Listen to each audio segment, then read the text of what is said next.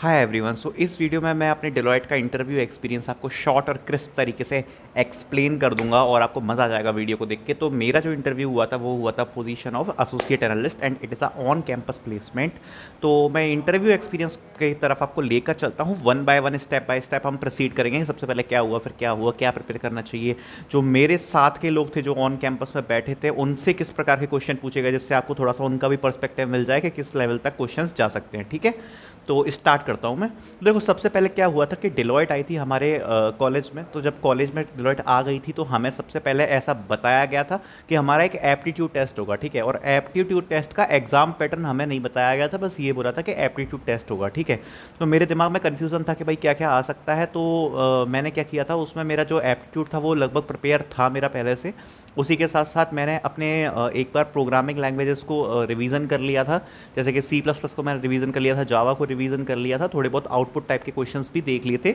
और वैसे मैं टेक्निकली काफ़ी स्ट्रॉन्ग था ऑलरेडी, तो मेरे को इतनी प्रिपरेशन की जरूरत नहीं पड़ी थी। एप्टीट्यूड मेरा थोड़ा सा मुझे रिवाइज करना था, जिसकी प्रिपरेशन मैंने 1 महीने पहले से चालू कर दी थी। ठीक है, क्योंकि मुझे पता था कि डिलॉयट आएगी।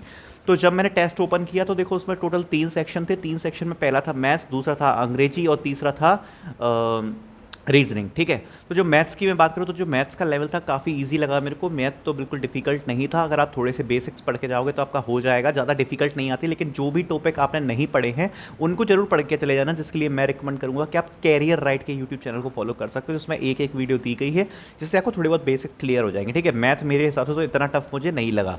हाँ, लेकिन जो लॉक के क्वेश्चन है, एपीजीपी के क्वेश्चन है, ये थोड़े से पढ़ के जाना, इनसे क्वेश्चन आ जाते हैं। ठीक है, बाकी आपके ट्रेन से क्वेश्चन आ जाते हैं, आपके वही स्पीड, टाइम, डिस्टेंस, इन सब से आपके क्वेश्चन आते हैं। बेसिक ही क्वेश्चन आते हैं, तो डिफिकल्ट नहीं आते। सेकंड सेक्शन की बात करूँ तो जो रीजनिंग का सेक्शन था वो भी थोड़ा इजी था, इतना डिफिकल्ट नहीं था, लेकिन मैथ से थोड़ा सा डिफिकल्ट बोल सकते हो। तो जो आपके नॉर्मल रीजनिंग के टॉपिक हैं वही सारे कवर होते हैं। 14 क्वेश्चन आते हैं तीनों ही सेक्शन में।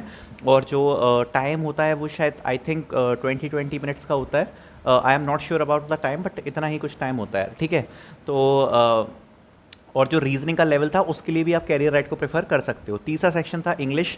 तो भाई देखो, इंग्लिश की बात करूँ तो मुझे थोड़ी सी डिफिकल्ट लगी। ऐसा नहीं कि मैं इंग्लिश में वीक हूँ, मेरी इंग्लिश ठीक ठाक है, कम्युनिकेशन स्किल्स एटलीस्ट अच्छी हैं। ग्रामेटिकल मुझे खुद नहीं पता कि मैं कैसा हूँ, लेकिन तभी ठीक ठाक है, बेकार तो नहीं है। लेकिन क्या हुआ था उस सेक्शन में ये हुआ था कि जो पैराग्राफ वाले क्वेश्चन थे, बेसिकली जो थिंग थी ना वो ये था कि इंग्लिश का लेवल तो ठीक था लेकिन टाइम थोड़ा कम पड़ रहा था।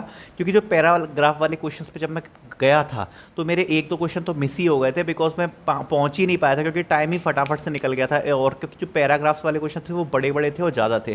तो मैं आपको यही रिकमेंड करूँगा कि इंग्लिश के लिए बाकी चीज़ें तो ठीक है, क्योंकि जो आपके एंटोनिम सिनोनिम वगैरह आएंगे ज़्यादा डिफिकल्ट तो नहीं आते, और जो आपकी ग्रामेटिकल चीज़ भी आती है वो भी ठीक ठाक ही आती है, मतलब थोड़ा सा मीडियम लेवल आप बोल सकते हो। लेकिन जो पैराग्राफ है उनकी जरूर प्रैक्टिस करके जाना कि जल्दी जल्दी आप पढ़ के पैराग्राफ्स के आंसर दे सको, क्योंकि मुझे तो सबसे ज़्यादा उस सेक्शन ने बॉदर किया था, मैं आपको बता रहा हूँ, इंग्लिश के पैराग्राफ सेक्शन में। तो ऐसा मेरा टेस्ट हो गया था। तो देखो, जो 14 क्वेश्चन थे, तीनों क्वेश्चन में मैं अपने हिसाब से बताना हूँ मेरे कितने क्वेश्चन सही होंगे। तो मुझे ऐसा लगता है कि तो जो मेरा मैथ्स वाला सेक्शन था उसमें से 14 में से मेरे 13 या सारे ही 14 क्वेश्चन सही होंगे, इतना तो मैंने कर लिया था। जो अपना रीजनिंग वाला क्वेश्चन था उसमें कहीं 12 से 14 क्वेश्चंस मेरे सही होंगे, क्योंकि एक आध क्वेश्चन में मैंने तुक्का मारा था, बाकी मेरे को वैसे आ गए थे सारे क्वेश्चन। और इंग्लिश में जो 14 क्वेश्चन थे, 14 थे या 22 थे, नहीं 14 ही थे। हाँ, तो 14 जो जितने भी क्वेश्चंस थे तो उसमें मेरे को ऐसा लगता है कि मेरे लगभग 10 क्वेश्चन होंगे जो सही है। अगर 14 क्वेश्चन थे तो 10 क्वेश्चन होंगे सही है। नंबर मेरे को एग्जैक्टली उतना ढंग से याद नहीं आ रहा, क्योंकि 2 साल पहले मेरा इंटरव्यू हुआ था, बट कुछ ऐसा ही था। ठीक है, लेकिन मतलब इंग्लिश में जो मेरा स्कोर था थोड़ा कम था, बाकी दोनों सेक्शन मैंने लगभग पूरे पूरे कर लिए थे। ठीक है, तो अब क्या हुआ कि थोड़ी सी टेंशन हो गई थी इंग्लिश की वजह से, लेकिन हुआ क्या, 2 दिन बाद रिजल्ट आया। तो रिजल्ट आया तो उसमें मेरा सिलेक्शन हो चुका था एप्टीट्यूड वाले सेक्शन में, मतलब फर्स्ट जो टेस्ट था ना वो मेरा क्लियर हो गया था। ठीक है, आगे बढ़ते हैं। तो जब हो गया टेस्ट क्लियर तो मैंने बोला चलो ठीक है, प्रिपेयर करना स्टार्ट करते हैं। तो वैसे मेरी प्रिपरेशन थी, प्रिपरेशन में मैंने क्या किया था, प्रिपरेशन में मैंने आपकी प्रोग्रामिंग लैंग्वेज पढ़ ली थी, सी प्लस प्लस, जावा मुझे आती थी, एसक्यूएल मुझे अच्छे से आती थी, और मेरे को सीएस के फंडामेंटल्स अच्छे से आते थे, टीबीएमएस वगैरह मुझे पता था। और साथ ही साथ में मैंने अपने प्रोजेक्ट्स को बहुत अच्छे से कर रखा था क्योंकि मैंने खुद के बनाए थे। और मैं ये कहूँगा कि लगभग पूरी क्लास में मेरे प्रोजेक्ट्स सबसे अच्छे थे, मुझे ऐसा लगता है, और काफ़ी अच्छे लेवल के प्रोजेक्ट्स थे और मैंने खुद ही से ही मेहनत करी थी काफ़ी ज़्यादा उन पर। मशीन लर्निंग से मेरा रेज्यूम ज़्यादा भरा हुआ था, तो मैंने उसको एक बार रिवाइज़ कर लिया था, अपने प्रोजेक्ट्स वगैरह मैंने अच्छे से प्रिपेयर कर लिए थे। और बाकी जो डेलोइट के लिए सबसे इंपॉर्टेंट क्वेश्चन होते हैं बिहेवियर क्वेश्चन। तो बिहेवियर क्वेश्चन के लिए मैंने सेपरेटली पूरा एक दिन दिया था, मुझे 2-3 दिन मिले थे प्रिपरेशन के लिए, इंटरव्यू के लिए। जब मेरा सिलेक्शन हो गया था तो मैंने बिहेवियर क्वेश्चन पर सबसे ज़्यादा ध्यान दिया, उनको मैंने अच्छे से पढ़ा और वही मुझे इंटरव्यू में सबसे ज़्यादा हेल्प हुआ। क्योंकि डेलोइट के इंटरव्यू में जब आप सिलेक्ट होगे तो आपको डिफरेंशिएट कर रहा होगा वो होगा आपके बिहेवियर क्वेश्चंस का आंसर। तो बिहेवियर क्वेश्चंस को बहुत अच्छे से प्रिपेयर करना आप, जैसा कि आपको पता है हर वीडियो में बोलता हूँ। तो बिहेवियर क्वेश्चन के लिए जो क्वेश्चंस की लिस्ट है जहाँ से मैंने प्रिपेयर किया था, मैंने खुद ने प्रिपेयर किया था, मैं जो लिस्ट है वो आपको डिस्क्रिप्शन में मिल जाएगी। एक वीडियो आ रही होगी FAQ इन HR राउंड, उसमें एक वीडियो अटैच है, उसमें आप जाओगे ना डिस्क्रिप्शन में तो एक ड्राइव की लिंक मिलेगी, तो उस ड्राइव की लिंक में सारे क्वेश्चंस अटैच कर रखे हैं, उसको पढ़ना बिल्कुल मत भूलना, ठीक है। दूसरी बात ये कि डेलोइट से रिलेटेड अगर कुछ क्वेश्चंस हैं तो इंस्टाग्राम आईडी भी मेंशन कर दूंगा इस वीडियो में, वैसे मैं करता नहीं हूँ तो इंस्टाग्राम आईडी मेंशन कर दूंगा, तो वहाँ पे जाके आप पूछ सकते हो कि बच्चों के अभी इंटरव्यू चल रहे होंगे। और लेकिन वहाँ पे आप ज़्यादा मुझे बॉदर ना करिएगा क्योंकि मैं बहुत बिजी रहता हूँ, बस मेरे से एक बार मेरे से क्वेश्चन पूछना पूछ लेना, मैं क्वेश्चन करूँगा कि मैं कोशिश करूँगा कि आपको आंसर कर पाऊँ, ठीक है। आगे बढ़ते हैं, पहुंचते हैं इंटरव्यू वाले राउंड पर, ठीक है। तो मैंने प्रिपेयर कर लिया था ये सब। अब जब इंटरव्यू स्टार्ट हुआ तो मेरा जो इंटरव्यू था वो लगभग ऐसे ही था, कुछ 12 बजे के आसपास समथिंग होगा, आई थिंक, हाँ 12 बजे ही था। तो जब मेरे को स्लॉट आ गया और मैं इंटरव्यू में गया तो सबसे पहले ही जाते ही उनने मुझको कंफर्टेबल करने के लिए पहले इंट्रोडक्शन पूछा कहाँ से हो और चाय पीते हो कॉफ़ी पीते हो, ऐसा कुछ पूछा उनने। तो ठीक है, तो इतना इंट्रोडक्शन वगैरह हुआ था।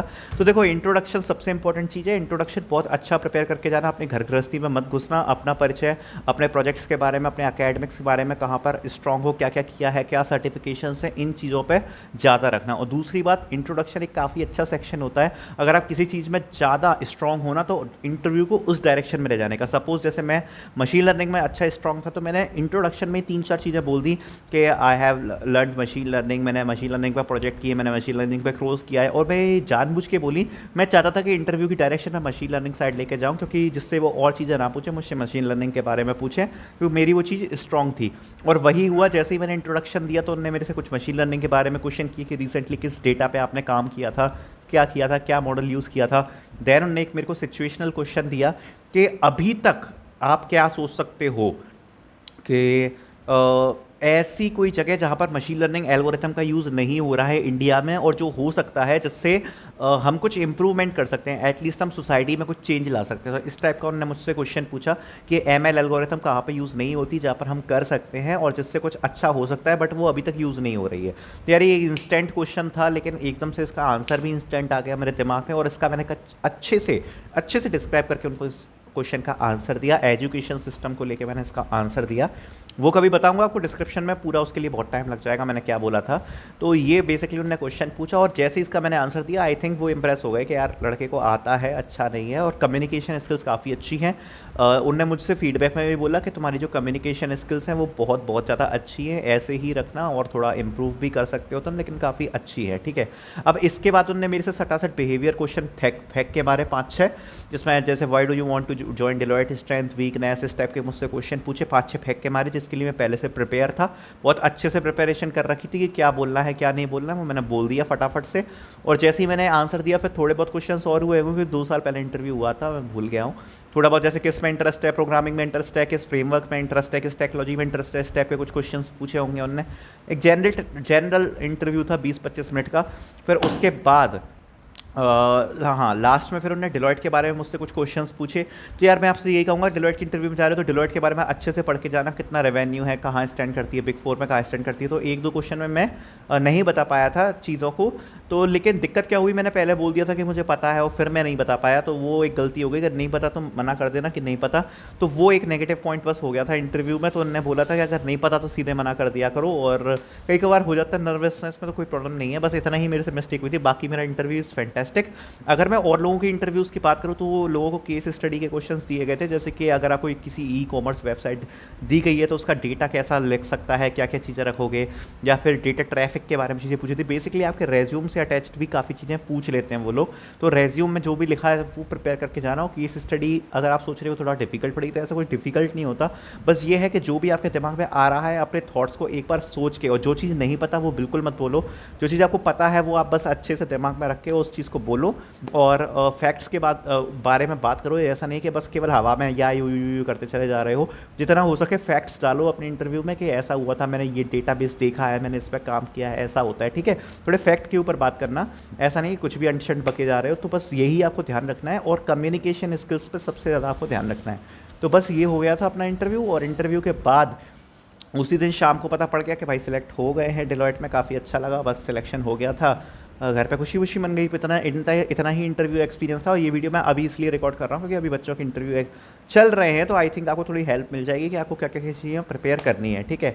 बाकी मैं सब कुछ कवर कर दिया। Thank you so much for watching this video, और make sure you subscribe this channel for more videos like this. और अगर किसी और कंपनी पर वीडियो चाहिए तो मेरे को कमेंट सेक्शन में बता देना, और बाकी वीडियो पसंद आई हो तो कमेंट वो भी बता देना। और अगर इंटरव्यू प्रिपरेशन में थोड़ी बहुत हेल्प मिले आपको इस वीडियो को देख के तो वो भी बता देना। तो thank you so much for watching.